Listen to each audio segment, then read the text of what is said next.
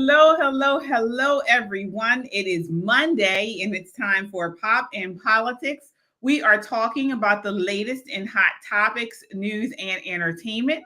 I'm KJ, along with my amazing co-host. Tonight, of course, we have Shelly E. And joining us back once again is Tyrone Keys from right here on YouTube, Soldiers of Finance. How are you all doing tonight? Doing good. Excellent. All right. So again, as I always say, join the conversation by leaving a comment on YouTube or Twitter. We will check the comments periodically throughout the show. And don't just comment, subscribe. If you miss us here on YouTube, you can watch us on Rumble, or you can listen to us on Apple Podcast or Spotify. Again, under the same name, Pop and Politics. Guys, we are an independent media. And if you want to support what we do, your super chats and donations go a long way in helping us produce conservative content. Any amount is appreciated. This is not just a podcast. This is a movement of God-fearing, truth-seeking, America-loving people that understand we are living in urgent times. There's a target on our backs because we value freedom. But we must still stand. We stand up against it, stand together. And you can do that by subscribing. That way we can amplify this rallying call for freedom. All right, everyone. Yes, let's set it off. All right. So we are starting out tonight with Trump and Biden. I mean, the election is hotter than ever right now. We are less than 6 months away from probably, as I've said multiple times on this channel, the biggest election of our lifetime. Honestly, I believe that. Not only is a lot at stake, but I believe if Biden is put back in the White House, he and the Democrats will see it as a mandate, a rite of passage to just run and wreck shop and just do whatever they want, even more so than they are doing now. So we're starting off tonight with this CNN interview that Biden did. I believe it was a couple last week with Erin Burnett. I think that's her name. Erin Burnett.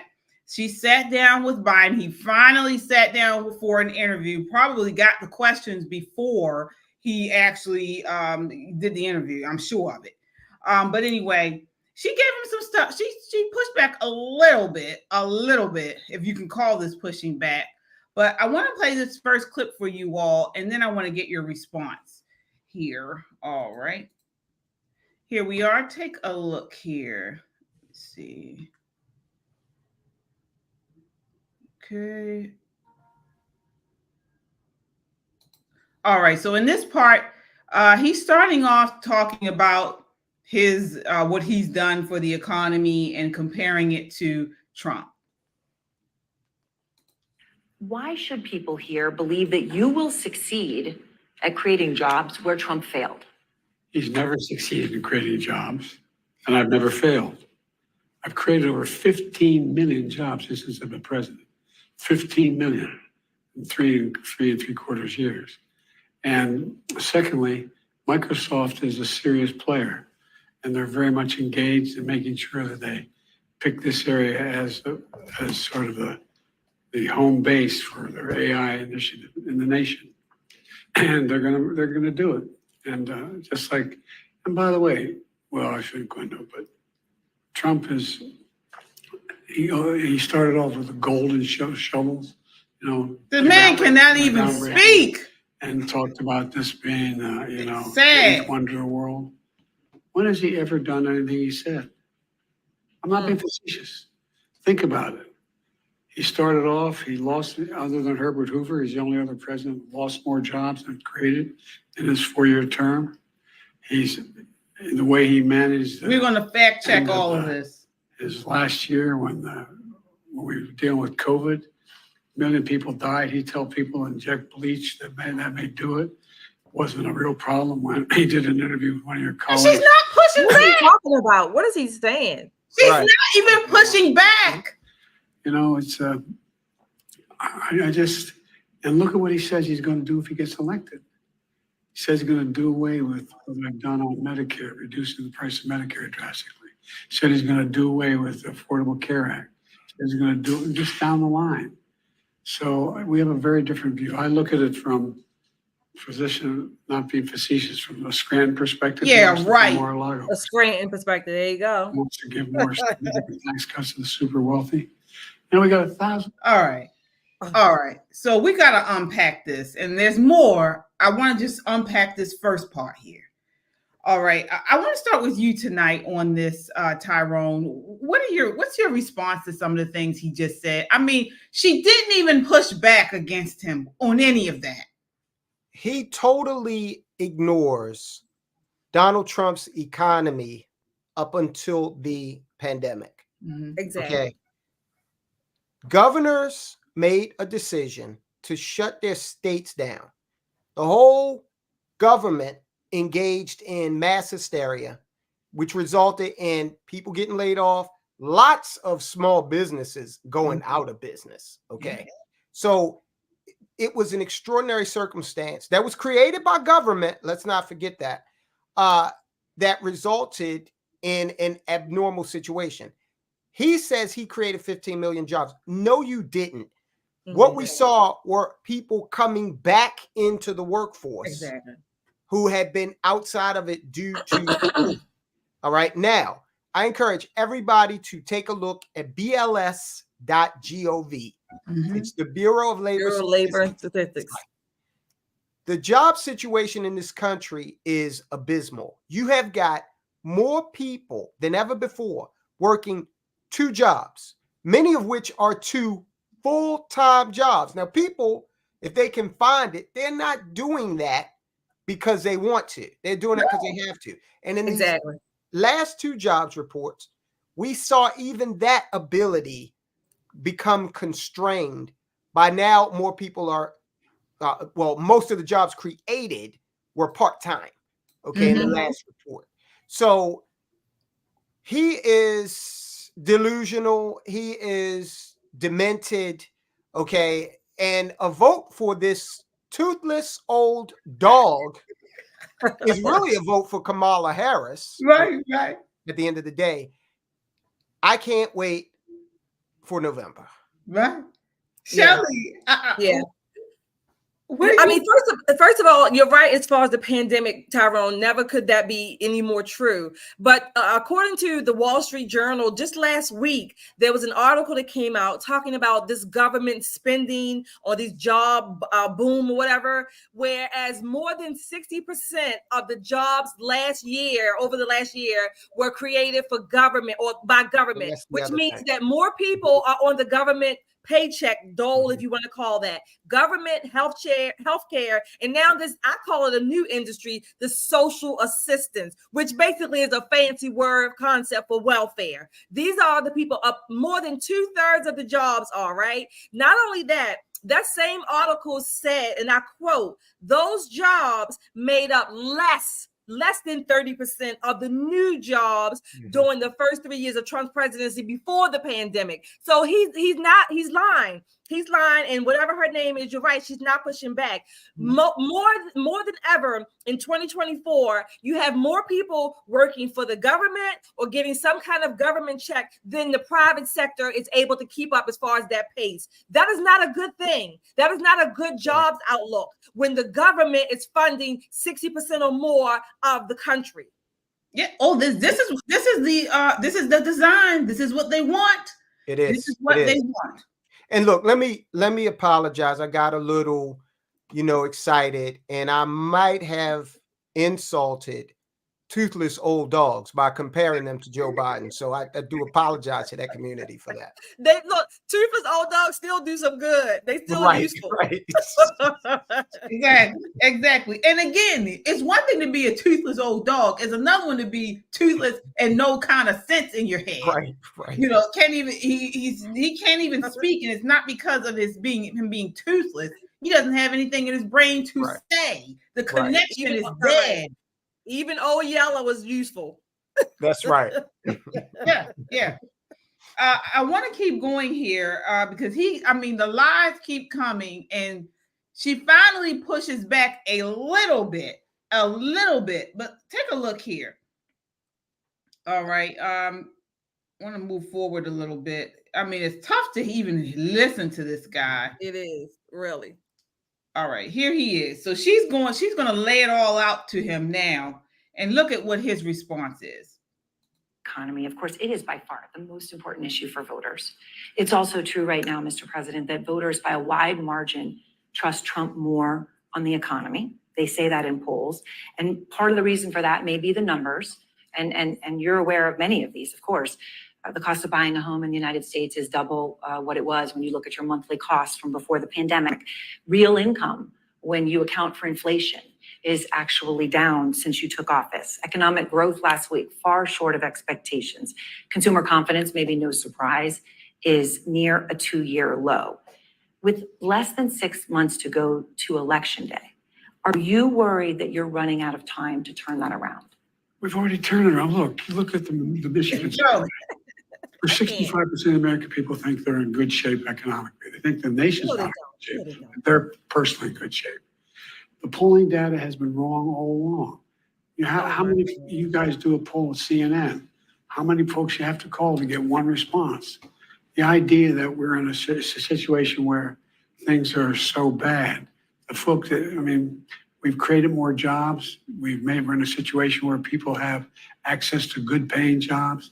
And the last I saw, the combination of the inflation, the cost of inflation, all those things, that's really worrisome to people with good reason. That's why I'm working very hard to bring the cost of rentals down, to increase the number of homes that are available. But let me say it this way. When I started this administration, people were saying there's going to be a collapse in the economy. We have the strongest economy in the world. Let me say it again, in the world. Although GDP last week was far short of expectations. Oh, it wasn't. Look, GDP is still, look at the response of the markets. Overwhelmingly positive. Overwhelmingly positive. And one of the reasons why people feel good about it, not being as strong as it was before. Feel good about it. Who are these people? They're going to get a rate cut. Yeah. Hear her. She got to help her look and get a rate cut, Mr. President. In terms of creating jobs and bringing down inflation, it was 9% when I came to office. 9%. But look, people have a right to be concerned. Ordinary people, the idea that you bounce a check and you get a $30 fee for bouncing the check, I changed that. You can't charge To what? And that let me stop right here. That was quashed. Okay. The court said no, you can't mess around with that fee. You can't mess around. Yeah. Right. They fee has been on since I've been working. Since I was 14 years old, they were pushing the fees when you bounce checks. What is he talking about? You bring up the chart. I want to refute Uncle Boosie's nephew. Okay, so this is from John Williams Shadow Stats. If you want to know the real rate of inflation, this is the site you need to look at. It measures it the way we did back in the 80s, okay? Before they started all the sleight of hand with food and energy, which, by the way, are the most frequent interactions that we have with the economy, but in some measures, they don't include those. That blue line shows us where we really are right now. Wow. 3%, it is 12% inflation, okay? And we feel that when we go to the grocery store. Okay? Exactly. Then the other piece of it is this, and you can take the chart away now if you like. The other piece of it is this. These fools keep saying inflation is down. No, it's just rising at a slower pace.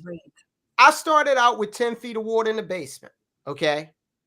An hour later, you know, it was running at a gallon a minute. Hour from that point, it was running at half a gallon a minute. You still got more water. Increasing, okay? and they will lie to your face and tell you that inflation is coming down. No, the rate may be slowing, but inflation, prices are still rising. You see it in housing, you see it in energy, you see it in food. Right. Exactly. Right. Yeah.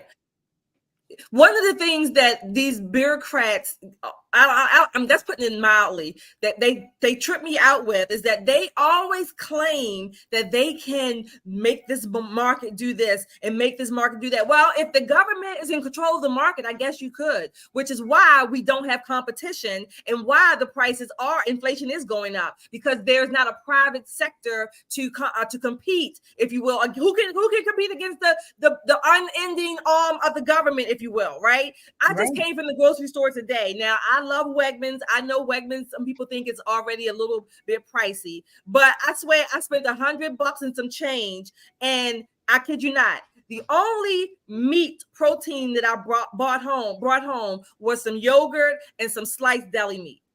Wow. Of course. But now if I let it go on, let me tell you what his response to that is.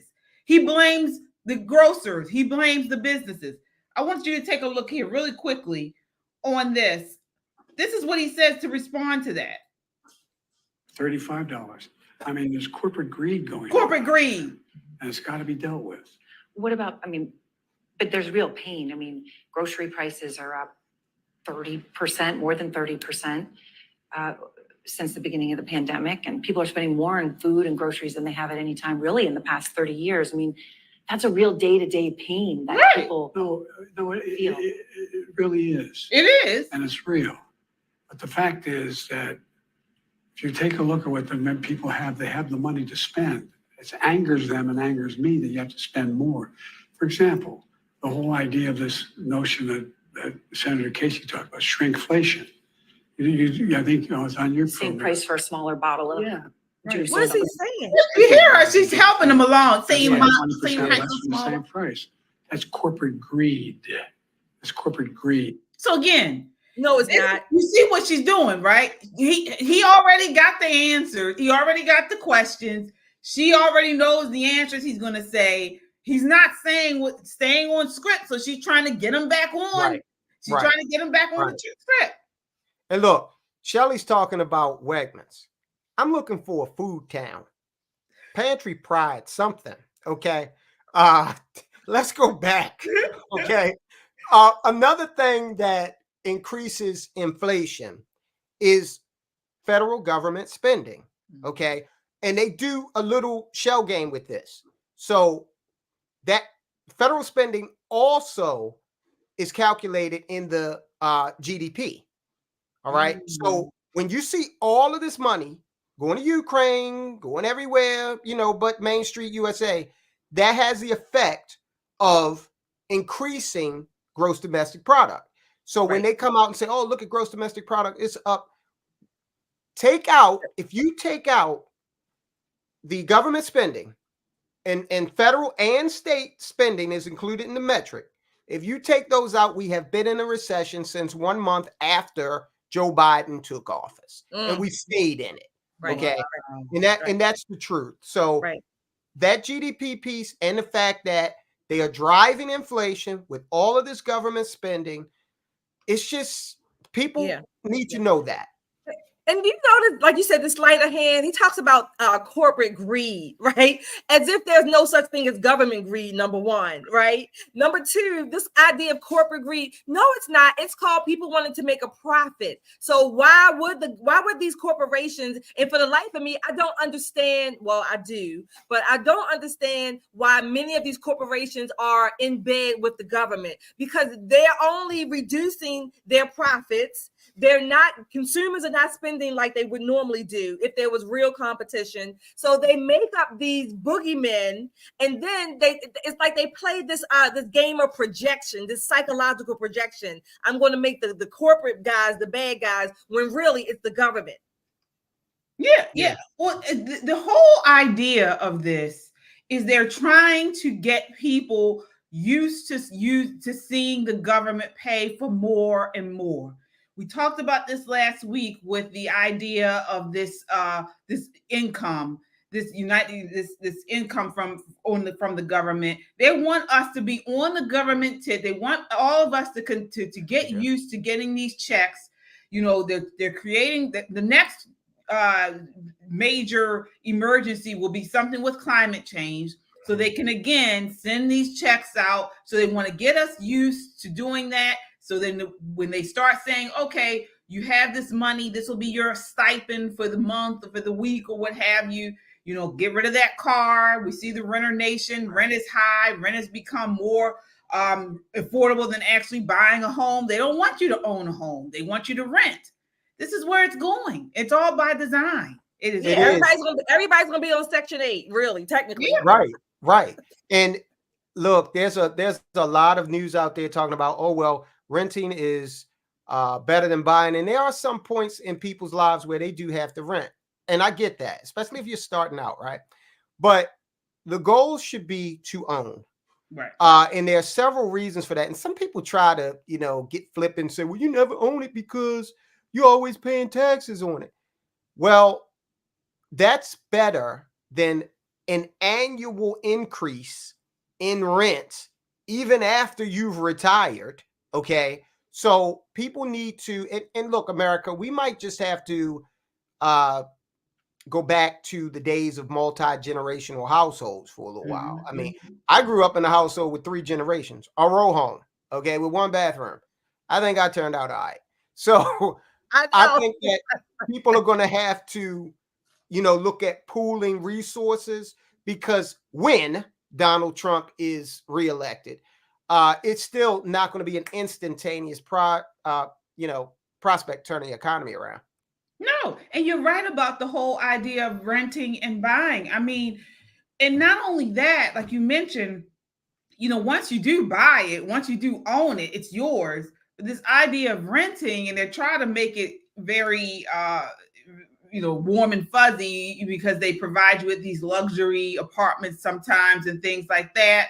But look at what happened with Blockbuster and the way things used to go with the videos and things like that. It was a long time ago, but we used to just go and buy our CDs. You buy your music, you buy your movies. It was yours. It wasn't altered or anything like that. Now they have all of us on these streaming services, not just with movies, but also with the music. Everything is streamed. You don't own anything really. They alter it as they can, as they like.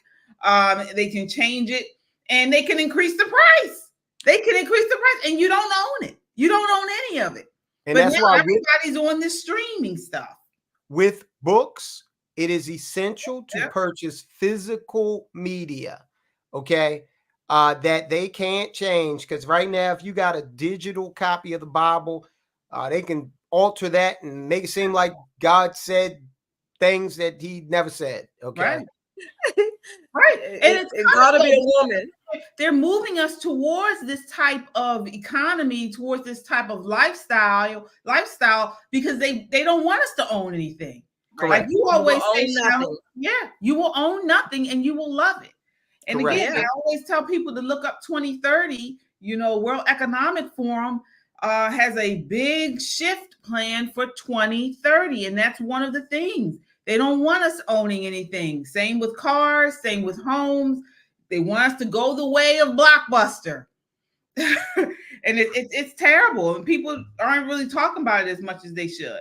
Unfortunately. Yeah, you're right. But as far as this Biden's economy, look, we don't need to be economists to figure this out. We see what's happening. Okay. Right. And I think that James Carville said it best way back during the Clinton administration. Well, when Clinton was running, James Carville came up with the phrase, "It's the economy, stupid." Okay. And George Bush had raised taxes, and Clinton came in, and actually for all his picadillos, he did have a decent economy. And he did some things to create, like the Telecommunications Act of 1996, which really boosted the economy for many years to come. But Biden, remember, y'all, it is Barack Obama himself who said, never underestimate Joe's ability to F things up. Yeah. Tyrone, you're right interesting about Bill Clinton. I would add to that, that's when Democrats were Democrats. They were blue dog, working class Democrats, where they really did have a mind, at least for middle of the road America, if you will. Yeah. Yeah, that doesn't exist anymore. In No. fact, No. it's one uniparty at Mhm. this point. You can't tell whether the speaker is Johnson or Hakeem Jeffries. Okay, it's just crazy. Exactly. Yeah, you're right. You're right. Hopefully all that will change in November. One other thing I want to point out in this interview is he keeps talking about, he's trying to lay blame on corporate America and the businesses. You know, he says it's corporate greed. You know, he's mentioned, I'm not sure if he mentioned it in this interview, but he said once before how these grocery stores are making the boxes smaller, the product smaller, but still charging either the same or more for the products and goods. What are you guys' thoughts on that? Uh, I mean, it's No, either as a consumer, okay, it's going to be either you're going to pay more or you're going to get less. Now, from the standpoint of a company, they want to sell you stuff, okay? They want, like Shelly said, they want to make a profit, okay? So they're in a situation where inflation is affecting them also. Right. So it costs more to create the potato chip, to ship it across the country. So it all trickles down. right. And I'm glad that we're seeing this, because that's how it works with taxes also. Mhm. Oh, we're going Right. to tax the evil rich companies. He was saying that too. They're just going to pass that on to us Mhm. Right. in the form of even higher prices. Right. Right. So this guy is totally out to lunch, man. All he ever was assassination insurance for Barack Mhm. Obama. That's Yeah. all. This guy was never meant to be the actual president of the United States. But now we see, what a disaster it is. Yeah. Yeah. Totally. Again, I don't understand. I don't know. Well, I say I do, but what people don't understand is that when there is no competition, then this is what we get. When you are relying on the government to bail you out of your banks, right? Bail you out of your automobiles and bail you out of your homes, whatever. Then this is what we get. The corporations say, oh, well, I can get the government to literally force the taxpayers to pay my debts. Basically, this is what you get. Yeah. Yeah, and the fact that he's trying to say this is not the case, that Americans are not feeling the pinch, that Bidenomics is working, is not only comical, but it's actually infuriating, because to me it's as if he's either thinking they're pulling the wool over everyday Americans' eyes, or he thinks we're too stupid to understand what's going on. All of the above. New York Post was reporting talking about inflation is soaring so high that they're seeing many more Americans forced to use the whole buy now, pay later things. So these apps for shopping for groceries, food, all kinds of stuff now, where they have it so you can sign up. I think Klarna, Afterpay. These companies have skyrocketed due to the people just can't afford to buy everyday goods, like groceries, right? Necessities, Right. Okay? Like groceries. People are basically laying it away, kind of. It's really tragic, and It really the is. countries need to go through stuff like this when we get so comfortable with voting based on identity, or pronouncements like he gonna put y'all back in chain, stupid stuff Right. like that. Yeah. And then and the study talks about how it's not even just low income Americans. The rest were those who were yearly incomes were at least $100,000. So you're talking about, middle class people are having to use these types of apps that offer layaway for just basic items such as food and groceries. Yeah. I mean, this is really becoming an issue. I pray people vote their pocketbooks and not the sensationalized emotional ploy that these Democrats are trying to use. I hope they do that. I hope they vote their pocketbooks and vote for Trump. I hope so too. I hope so too. Trump had a great economy. I mean, Yeah, that he did. cannot be denied. No, And Biden has a terrible economy. you're right.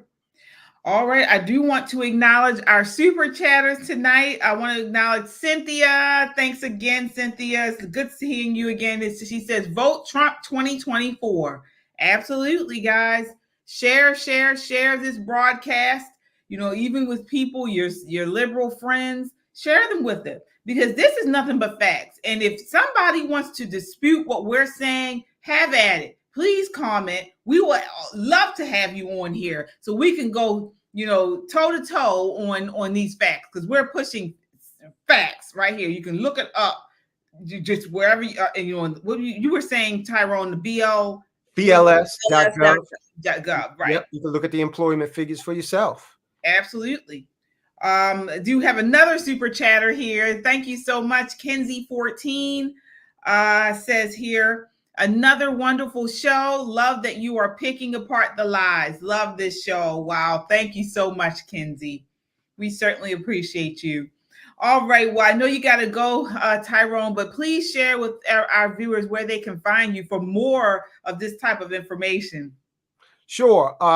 Please check out Soldiers of Finance on YouTube. If you like this, you'll like that program as well. Give us a subscribe. Go ahead and subscribe. We'd be happy to have you. Absolutely. That's right. Excellent program.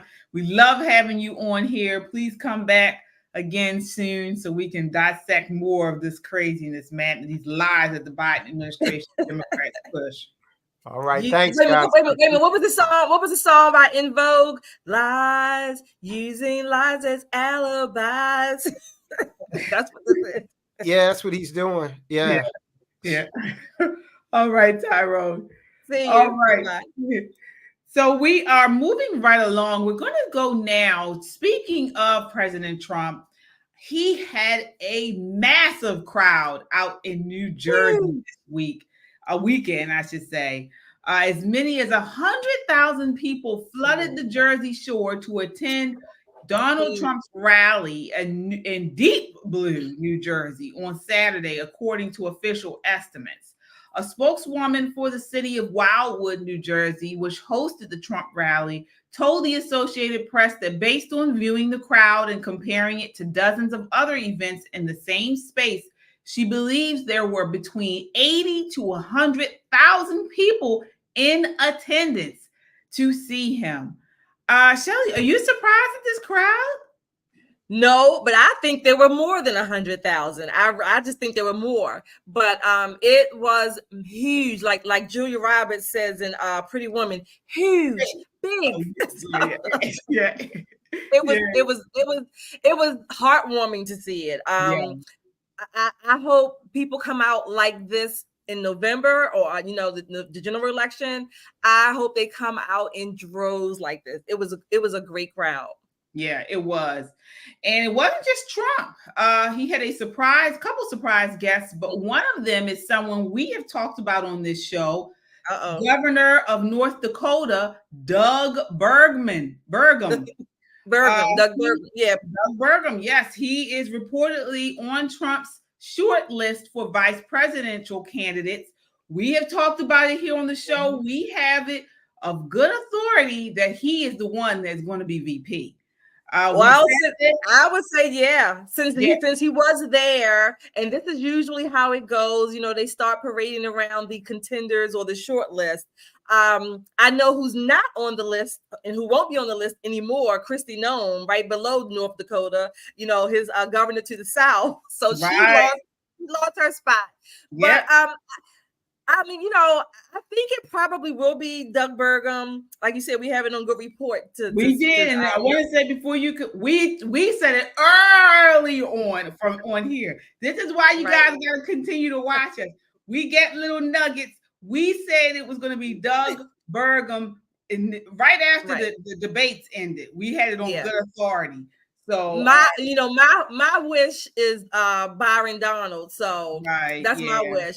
But I mean, I could see Governor Burgum being a vice president. He does have that opposite character of Trump, right? So, he's kind of boring, if you will, but he is a businessman. He's a really good business guy, and he doesn't take the oxygen out the room. Trump can't have someone that's going to take the oxygen out the room like he does. So he kind of balances Trump out in that aspect. Yeah.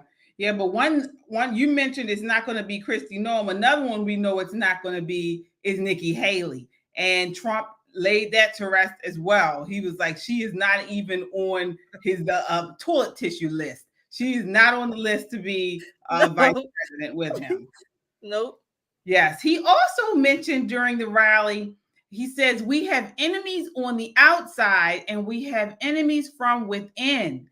The enemies from within are more dangerous to me than the enemies on the outside. Russia and China we can handle, but these lunatics within our government that are going to destroy our country and probably we have to get it stopped. I want to get your thoughts on that, Shelley. Enemies from within, is that the real danger here now? Absolutely. Absolutely. A house divided against itself cannot stand. Absolutely. Trump has been saying this since 2016. The deep state, they are more entrenched. They have more cojones, if you will, because Biden is in office. So they really believe, like you said, if Biden is reelected, they're going to take this and run this country to the ground. I mean, we're close, but they're going to finish it off. So he's not lying. He's not exaggerating. We have a deep state. We have a corrupt justice system. By and large, we still have pockets where the justice system works, but we have a lot of people in the government, federal, state, and local, who do not want America to be founded on or run on our Constitution. They want it to be something totally different. Yeah. And the thing that's most scary, in my opinion, is we have people in high rank that don't even believe in the Constitution. They don't believe it, and they despise it, and they want it gone. They want it gone. And I think that's something we really need to pay attention to, because I know some people are under the, understanding or misconception that it's an old, decrepit piece of paper and it doesn't mean anything. But we are one of the first nations to do it, and it has kept us thriving and moving forward all these years. It is one of the strongest things we have as a nation. And once we stop following behind the Constitution, or adhering to it, I should say, we're really going to be lost. Right. Yep. All right. And I do want to acknowledge another super chatter here. Mark Slater says, hey, my ladies, love you. Thank you. Hey, my guy. Love you right back. We really appreciate it. Thank you so much. So we definitely, I was so excited about this New Jersey rally. I wish we could have attended. That is our goal, to attend a Trump rally this year. We got to do it. We have to.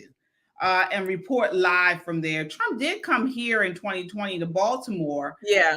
Because at the time we had one of the largest amount of Republicans running in an urban environment. We had a lot of Republicans running in Baltimore City at the time. So he did come by, and would love to go to another rally. I would too. Yeah. All right. Well, moving right along, speaking of Baltimore, I want to move along to a local issue here. A woke prosecutor who has been making the rounds on national TV, Marilyn Mosby. Not sure if you guys have seen her, begging the Biden administration to pardon her. So she was found guilty here in Baltimore City for mortgage fraud. She was the worst prosecutor we probably ever had. Crime rose under her to exponential heights under this woke prosecutor. Her name again is Marilyn Mosby. She was the worst, the absolute worst. One of these George Soros prosecutors. We have been pushing and sounding the alarm on her since 3 years ago. I was actually looking at some of our old videos today, almost brought tears to my eyes. and we were going in on this woman back in 2020, 2020. 21, yeah. I think she came into office in 2015, I believe. But when she came in, it's been horrible under her. Murders rose. She was trying to decriminalize a lot of crime here in Baltimore City. She was here for, was it one term or 2 terms? I think it was two terms. 2 terms. She was here for 2 terms and was running for re-election. Thank God they did not vote her back in. We have a new district attorney, Ivan Bates. He's still Democrat, but he's much better. He at least enforces the laws that we have. But now, again, she's going around on media begging the Biden administration to pardon her. Take a look here. This is her on Al Sharpton's broadcast this week. And I mean, she is just, the lies that this woman is telling it's remarkable. Again, this is their MO. Her, Biden, Kamala Harris, they just lie. The lies just roll off their tongue. And these stupid interviewers do not push back against the lies. I want you guys to take a look at this and then we'll respond to her. She's on a media round to try to get them to pardon her. One moment here. Attorney Marilyn Mosby. Marilyn Mosby. Mosby is facing possible prison time when she goes for sentencing later this month after being convicted of mortgage fraud and perjury. Mm-hmm. Prosecutors are asking for a 20-month sentence. Mosby's lawyers argue she's been the victim of a political payback for her work as a prosecutor, including a role in charging 6 police officers. She needs to be paid back. The death of Freddie Gray in Baltimore back in 2015. Joining me now is Marilyn Mosby, former state's attorney for Baltimore. Ms. Mosby, thank you for being with us. And I might add that the civil rights groups like National Action Network, following NAACP and others, have made this plea without any urging from you. It is our review of what has happened. I just want to be clear that you, to my knowledge, have not lobbied. I know you didn't lobby me. Yeah, right. Anyone in there. Your lawyers are asking for probation rather than prison time in this case. They say your offenses amount to personal misconduct. Prosecutors argue you abused emergency law meant to help people suffering financial hardship during a pandemic when she was found guilty. Unemployed. What's your response to the pleas around? I've done nothing wrong. I'm incredibly, as you already indicated, I'm grateful and humbled by the support of the community, and especially from you, Reverend Al Sharpton, and the National Action Network, the 13 other national civil rights organizations, as you've already indicated, National Urban League, Fair and Just Prosecution, Color of Change, and NAACP. It means the world to me. Support of the community. My hope is that President Biden and Vice President Harris are listening. It's my honor to show up. It was my honor to show up for them. I need them to show up for me. Oh gosh, you do your job, Reverend Al. And you get this more than anything else, that I'm being penalized. I'm being penalized for fighting for justice. I've done nothing wrong. I've done nothing illegal and nothing criminal. My actions were entirely legal and above the board.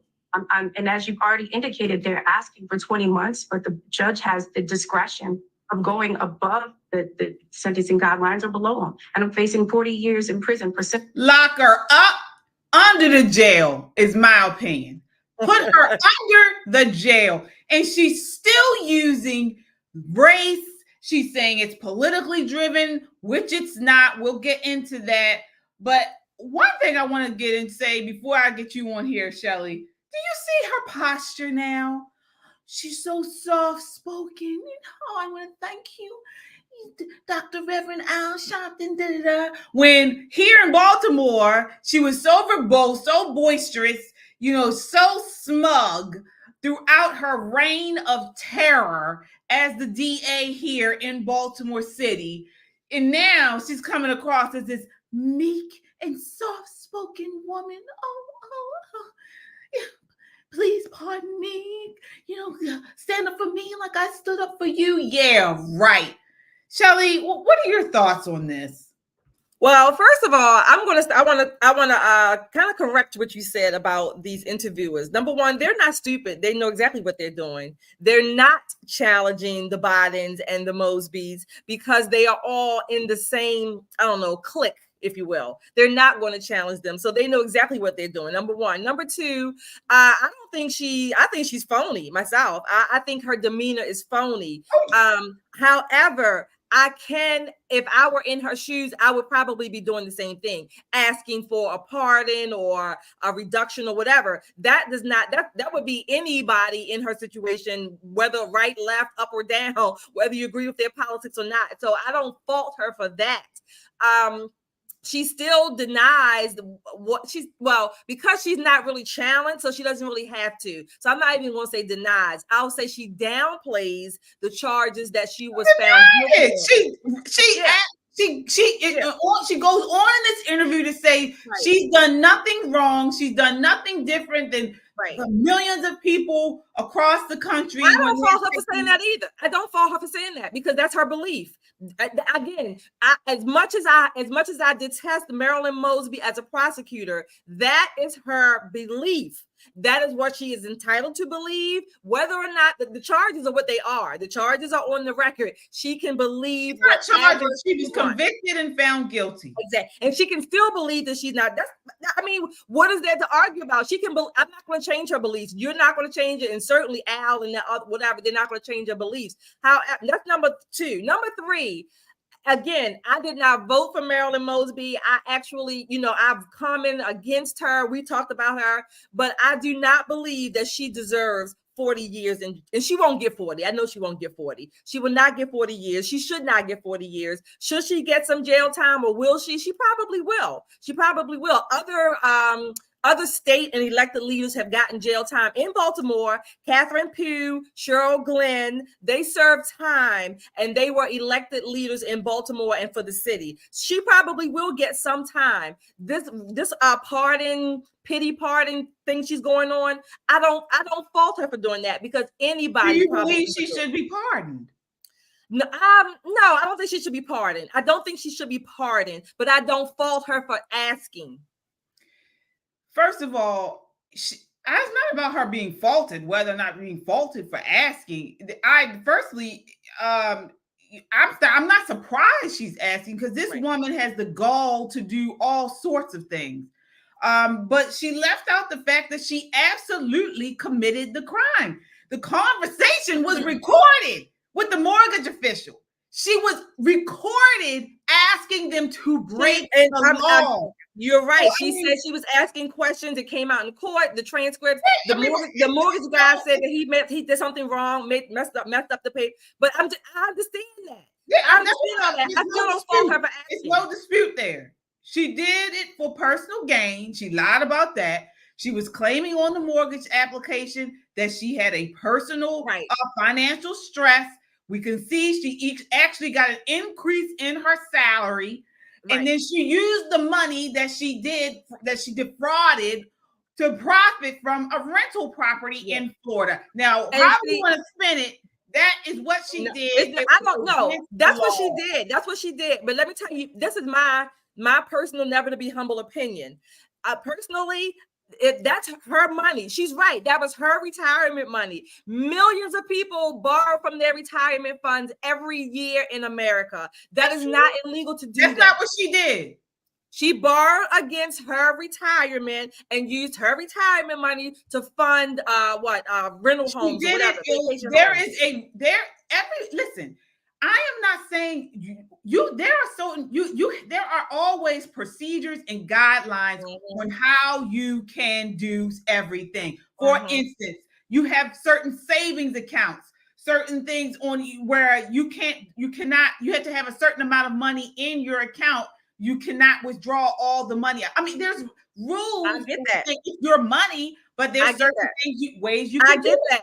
They do this because it's to protect the way they save and accrue money. And So that's my point, KJ. That's my point. The underlying she's trying to premise is game that the system. no, it's not. The underlying, to me, I hear what you're saying. I noticed what she did. The underlying premise for me is that why do we even need the government to manage our money anyway? That's Well, my underlying premise. The premise, No, though, it's you're not. making You is can not. say, no, I'm not. That's my underlying I haven't premise. finished. The premise you're making, you can make that, but it's really not relevant.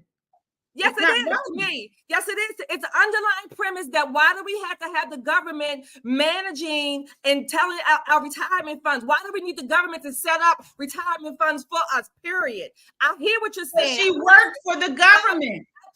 But even if you don't work for the government can still manages a lot of our money. That's been my underlying principle. And again, I'm not saying that she did not according to the court testimony, whatever. I'm not saying that she did not, I guess, follow the rules what was laid out. I'm just questioning and challenging the underlying premise. Again, to me, it's back to too much government in our lives. That is her money. And again, I will say it again. I did not vote for Marilyn Mosby. She was a piss poor prosecutor. But interestingly enough, she's not being prosecuted for her, I guess, the lack of her job, doing her job in Baltimore. That's not what she's being prosecuted for. So that doesn't even match there. Because what you're saying, I get what you're saying about the government should not be, but it does not. That's the way that you are pushing, the way you are explaining that is it doesn't make sense in this situation, because has she been working for anyone? I mean, she just happens to be working for the government. But if she's working for private industry, again, it's the same thing. It's not a government managing the money. There are government regulations that regulate those funds. Yes, they are. That's why she's on a federal trial. I have to look into that because I'm not sure about that. Because again, depending on the fund and things, there's all types of funds that people have. I think the reason why she is on trial for this is because it was mortgage fraud and it was something to do with that.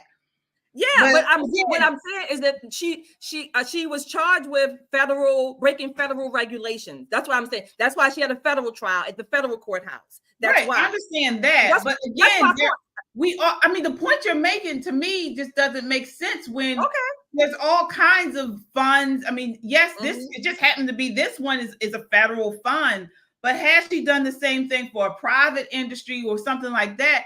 I mean, these funds have rules, and if you break the rules, then there's a good idea. But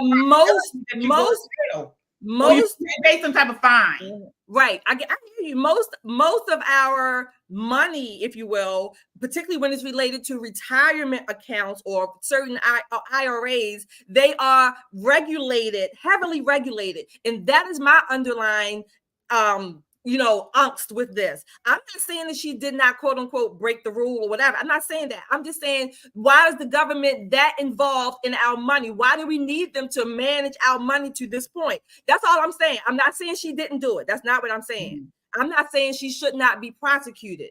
I'm just challenging the underlying principle of the government intrusively in our lives at every turn of our heads. That's all I'm saying. Okay.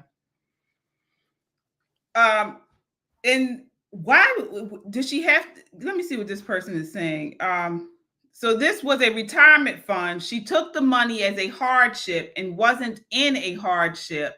The reason she chose hardship was not to pay taxes on the withdrawal. Okay. I see. Okay. I see.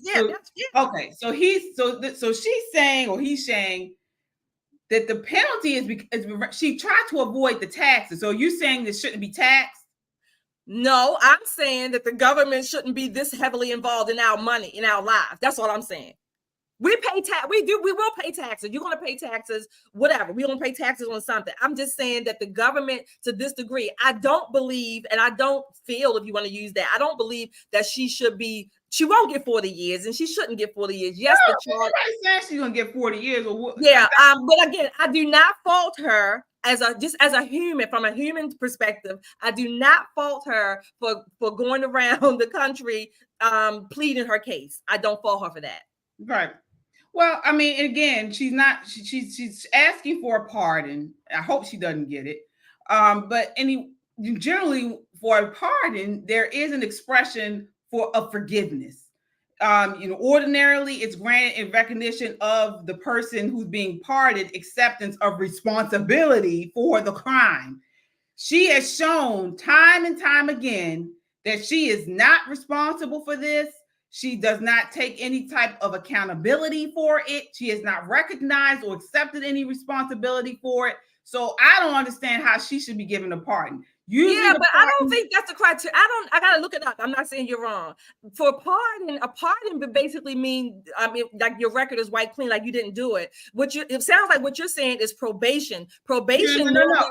I'm taking a pardon, a president's pardon. Okay. Is ordinarily granted in recognition of the person's acceptance of responsibility for it.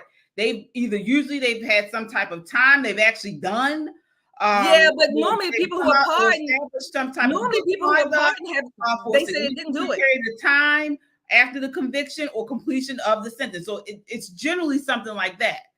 They say, they've done some of their act. We're going to pardon them for whatever, for the rest of the time or whatever, get out of jail free card, whatever. Right. But we'll see. Honestly, I have no sympathy for this woman at all. Once again, she has come across and this is the posture we see a lot of these Democrats do, where they never take accountability for anything that they do. And they don't feel people should be accountable unless they're male white man. If they're white male, then they should hold the burden of crimes they've done and crimes that their ancestors and everybody else has done.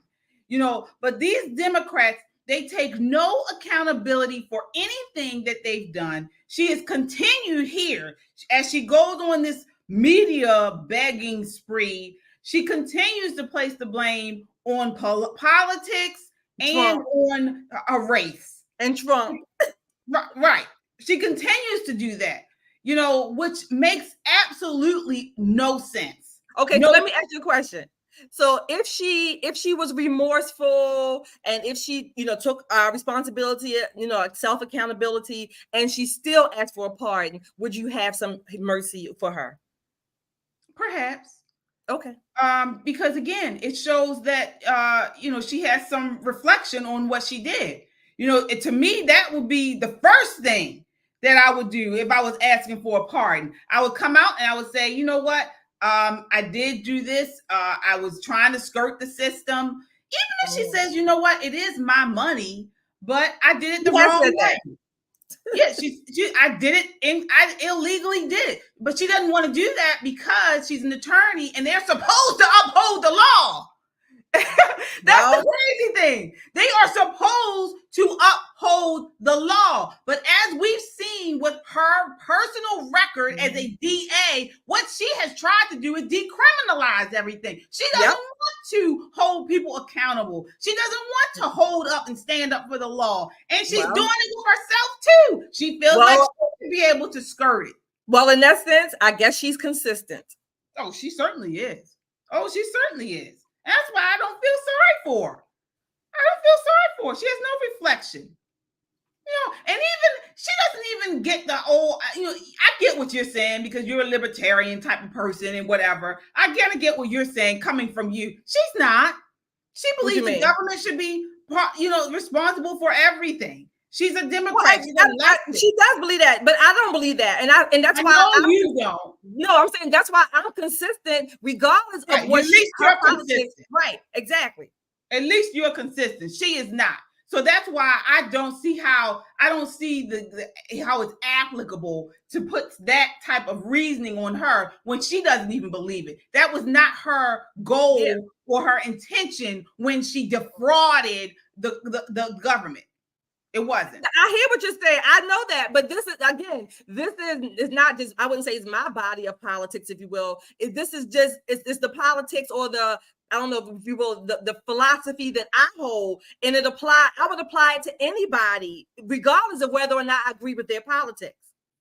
Right. Well, I see what you're saying. I don't think it applies here. But I see what you're saying there. I do. So we will move on. We'll continue to follow this story. She is set to be sentenced, I The believe. 23rd, I think it is. Okay, of this month. Yep. Correct? That's why she's going around on these whatever. Yeah. So we will see. So our final topic of the night is a viral story that has gotten a lot of traction. It is about a teacher here in the DMV, the DC, Maryland, Virginia area, who's a middle school teacher who was fired after posting a viral TikTok showing students taking out his braid. So he's a student. He's a teacher who was a teacher in school, and he had his students. He has braids, not like I have dreadlocks, but he had his hair braided, and they were unbraiding his hair. And so he was fired for that because they found it to be unprofessional, I guess. So I want to show you guys this video. This is crazy. One moment here. All right, here we are. Take a look here. Make a little. So this is him here. Male teacher receives backlash for allowing his students to unbraid his hair. All right, and so these are the students doing it. Here we are. Before dismissal time, I decided to live stream my students helping me take my hair out.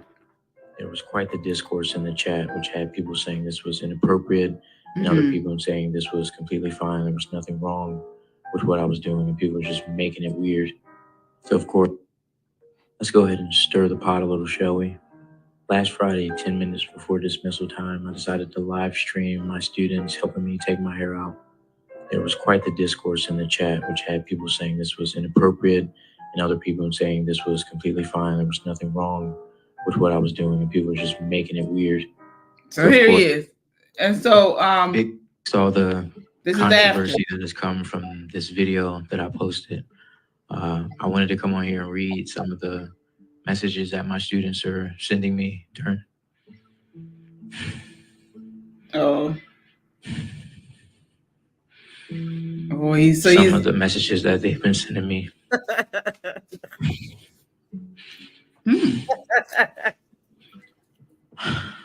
What? During this time. Hey, bestie. What? I really hope. Exactly. How are you? I hope that you're okay. Oh my God, this is my first time seeing this. Oh my gosh. Our class misses you so much, and we really want you to know that we love you and we miss you What? so much. I can't wait for you to come back. I can't believe that taking somebody saw the controversy that has come. I want you to know that and others got your back, and we will always stand behind you and up for you no matter what happens. We got you. What? And we miss you and we love you so much, and can't wait for you to come back. I wish that this never happened because it feels like This. All right. Yeah. Clearly, he's unbalanced. Clearly. Shelly, what are your thoughts on this situation? I mean, was it inappropriate in your Absolutely, it was inappropriate. And I commented on, I think, his IG page that it was inappropriate and it was unethical for him to have students doing that. So he's a professional, supposed to be a professional. He's a teacher. And when I heard him reading the letters, first of all, what student, at least in my day, no student was bestie with their teachers. Right. I mean, every letter he read said bestie. So already there's some inappropriate a relationship there. I'm not accusing him of don't get me wrong. I'm not accusing him of any kind of perversion. That's not what I'm saying. I'm saying that the lines have not been drawn. There's too much blurred space, if you will, in the lines that the students don't know that they're students, and they certainly don't know that he is the adult, or he doesn't know that he should be the adult and the teacher in the classroom. Yeah, that's where I stood, and that's where I'm still going to stand. Yeah, that was highly inappropriate. Bestie, and we got your back. I mean, these are children. He's supposed to be the adult. He should not even have them know. This is what's going on with people. What is really going on with our education system? Why are they hiring these people? Who I asked you last week, that's what they choosing from? Who are they choosing from? Right. I mean, this is ridiculous. This is a teacher. Back in my day when I was, in school, we would never do something like this. The teacher would never allow something like this. There were lines drawn. Student, teacher, adult, child, professional. Immature, ignorant, whatever. Right. So when you were ignorant, the thing is, look, we talked about this before. Adults don't want to be adults today. Adults want their children to look up and love them. It's like they are craving to be loved by the children. Am I saying that right? Or vice versa? But that's the problem right there. He looks relatively young, and I'm not saying you can't be a teacher and young. He's probably maybe a new teacher, but no teacher that I grew up with would have you braiding his or her hair. I know every healthy child probably had, I don't know, a crush on a teacher, or you like some teachers better than others. That's called normal growing up, right? But the teachers never catered to it. That was the key. Yeah. And someone says it's the Teach for America model. Remember the guy who were always wearing the vest, he was running for office here in Baltimore too. I can't remember his name. But he was the same kind. These kind of guys, they look corny, just a little off. It's just so inappropriate. It's so inappropriate. And so then you look at what they're doing. So we have this culture where we have guys like him becoming teachers. And then on the opposite end, you have these children or teenagers who are told that they can wear whatever they want to wear. They're highly inappropriate in their speech and what they're wearing. They're promoting sexuality. You have Planned Parenthood at every school promoting sex, promoting, all this type of stuff. It creates an environment that is deviant and just perverted. It really does. Yeah. And I think I read something that he was having an inappropriate relationship with someone at the school. It's intimated, but there was another, I was going to ask you, there was another video of him. I think he had his nails painted or something. And I don't know what you call this, queer. It looked like kind of what they call queer. But when we have this generation or this culture that we're in now, where much of people's perception of reality comes from social media, people are not engaging with other people in real time, what I call real time, real life, real people. And, that's like, okay, that's second stance. But adults don't know how to be adults, don't even know what it means to be an adult. You have catered to, everybody is coddled, and you need all these safe spaces, and you need your blankie, and you want to be a fairy, all of this stuff that you would typically do when you're maybe 10 or 8 years old. Yeah. And it's ridiculous. It's ridiculous and it's sick. But again, this is the design. This is all part of the leftist agenda. Many years ago, I remember it started in Washington State. Was it Washington State, Oregon, where they were creating these high schools where there was no demarcation, no delineation between parent and teacher. Teacher and child. They actually asked the students to call the teachers by their first name. So we have that coupled with the idea of sexualization of children, which they're trying to do throughout schools, K through 12, sexualizing them, grooming them. This is it's all part of the course. This is what they want. They want this. They want our kids. They want them to own them, be the government to be parents to them, and they want to have sex with them. Unfortunately. Yeah, I can't remember who it was. It's not my quote. Said basically, when adults when adults yearn to be loved by children, that adult will never effectively parent or never be an effective adult to that child. Because if your goal is, I want my child or children to like me and love me, and you want to be seen as the go-to person in their eyes, you're never going to be an effective adult to those children in your care. Absolutely. Absolutely. And even here, right here in Maryland, we had a viral story at Arundel High School, which is a suburb here of Baltimore. It's a suburb where there was an explicit music video filmed in the school. In the school. I don't know if we have the video. Let me see here. Oh, yeah, I think he has the video. Yeah. Oh, okay. Go ahead. Mm-hmm. This was in filmed at Wow. Oh my gosh. Wow. In the school.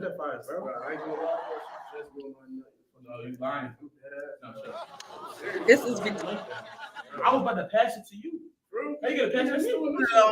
This is ridiculous. This is disgusting. Wow. Hey. Wow. Hey, shout out Gorilla. I don't even know, were they students or they just were rappers? Hey. Look at that. Look. Hey, shout out Gorilla. I really go aping this bitch up the stick and this bitch got a glow. See on the ground they be claiming they killers, but they just be acting like they on a show. Won't bring on no names, but you speaking on mine. No, I'm one of us. Yeah, this is a. Well, keep going. I want to see what it was. I thought they said it was something Kind of throw dick in your hoe. The little homie joke. Saying she love you at home at the club with us driving the boat. Bitch keep throwing ass. They already said he ain't blasting shit. I'm cheaping this one, I ain't passing shit. 2 times to Henny and activist. 120 in this, I ain't crashing it. She bet I got ass, I might smash the bitch. And my name while I head getting grabbed and shit. Know my name on the way, I be dragging shit. Dragging shit. Let me see what the work out. 46 bitches who fuck in the White House. Let me whip my dick out. I'ma slut the bitch out. Oh, all right. Wow. Right. Yeah, this is, yeah. This, I mean, besides it being disgusting, first of all, I just had questions. I didn't know if they were students or they were all just performers, but somebody let them in that school. Yeah. Somebody let them in the school, right? Oh, Somebody it was during the school day. Yeah, so somebody let them in the school or just to film it or whatever. That's number one. Number two, it goes to show, and again, I'm going to say it, all of them people in there were Black. It goes to show the state or the mind, how education has been devalued and devolved. And I'm going to say this, among Black culture. Yeah. This is, you know, in no way, shape, or form, when I was growing up, when you were growing up, will we have even thought to, you know, I mean, what's the word? Desecrate the school in that way. Yeah. This is what happens in government-run schools. That is a government-run school, total anarchy. They have removed God and prayer from the schools and replaced it with money-making schemes like this, allowing these people to come in half naked, smoking, drinking, cussing, all for a music video that you wouldn't even want your teenager to watch. Nope. There are reports that the principal allowed them to come in. Oh, yeah. There were reports. And not only that, but we've seen it across the country where they're allowing these rappers that also do explicit videos and lyrics, and they let them into the schools. As sort of role models for our teenagers and young kids. So it's definitely not shocking, but you know, we should see some type of outrage about this. I haven't seen that yet. I haven't seen it either. Yeah, I'm very familiar with Arundel High School. I went to a high school not far from there. It's in Anne Arundel County. I went to high school in Anne Arundel County. Used to be, back in my day, it was a decent school. But like many government-run schools across the country, they've all fallen to shit. Yep. And ass. Yeah. Wow. Yeah. But you can't expect much from the students when you have teachers like that. They're hiring these teachers like this who do inappropriate things. So of course the children are going to be inappropriate. There are no more role models. There's Right. no more role models. You're right. There really are not. I can remember my elementary school teachers, middle school or junior high, whatever they call it, high school teachers. I cannot remember any of them, first of all, coming to school dressed inappropriately, right? Again, we knew the lines. They were Mr. and Miss so-and-so, and that's it. Yeah. That's it, pretty much. Yeah. It's terrible. All right. Well, we do have another super chat here. Lap Swat says, Haka for teacher, watch it. Oh, what is it? Haka for teacher, watch it. We're going to get his name right. I think it's supposed to be LAPD SWAT 1. I think LAPD SWAT. I think that we're going to get it right. I think that's what it's supposed to be when I looked at it again. Yeah, it might be. Thank you so much. Thank you. We certainly appreciate you. We certainly do. All right. Well, that does it for us tonight. Another Pop in Politics. We will be back on Wednesday night at 8 p.m. We'll be live in the studio for you guys. So please like, share, and subscribe to this podcast if you haven't done so already. Again, we need all of us to come together. The Lions. Be aware and prepare. That's our mantra for 2024. We're no longer trying to wake the sheep. We are talking to the lions. We are making you aware of what's going on so you can prepare accordingly. All right. You can also check out our shop, our merch shop. We have a merch shop on our website. You can go to popandpoliticslive.com and hit shop, and you can check out all the gear we're selling on there. Certainly appreciate the support for that as well. And if you do purchase something, send us a photo. Send us a photo of you, maybe with your mug or wearing your shirt. Send it to us, and we certainly will shout you out on our show. All right. Any final thoughts, Shelly? No, I do want to tell. I've been saying I'm going to raise my flag and encouraging people. That's what we're going to do, not just because of the 4th of July, but because this is our country. We have a country to save. So I bought this hat. I saw this hat this weekend, and I bought this. I just thought it was so cute. So I'm going to be wearing this from time to time. This is not on our merchandise site, but I'm going to be wearing it from time to time. I like that hat too. I like it. I need a hat that fit my head. And I'm not a hat person, but I couldn't resist this one. Yeah, I'm a big hat person, but I never could find anything to fit my head. So if anybody is selling hats and wants us to spotlight the hat, send a large. I'll wear it up on mine for you. Make it adjustable snaps. Yeah, make it adjustable. I'm a big head. I have a lot of hair though, so yeah, I get to.